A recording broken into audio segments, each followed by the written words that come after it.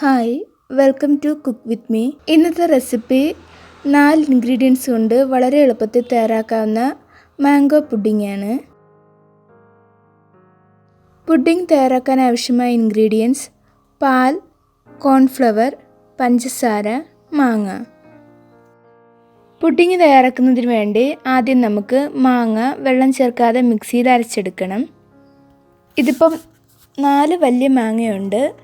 അതിന് മിക്സിയുടെ ജാറിലോട്ടിട്ട് വെള്ളം ചേർക്കാതെ അരച്ചെടുക്കുക. മാംഗോ പൾപ്പ് അരിച്ച് മറ്റൊരു പാത്രത്തിലേക്ക് മാറ്റുക.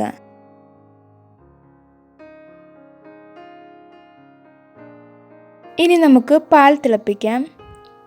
1/2 ലിറ്റർ പാല് ഒരു പാത്രത്തിലൊഴിച്ച് തിളയ്ക്കാൻ വെക്കുക.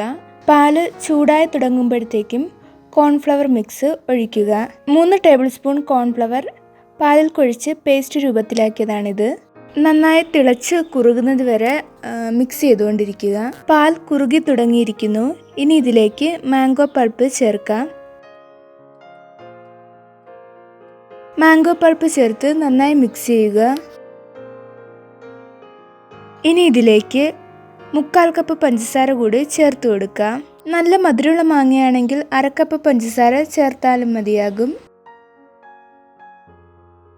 ഇനി മീഡിയം ഫ്ലെയിമിലിട്ട് ഒരു 5-10 മിനിറ്റ് കുറുക്കിയെടുക്കുക. ഇടയ്ക്കിടയ്ക്ക് ഇളക്കിക്കൊണ്ടിരിക്കുക.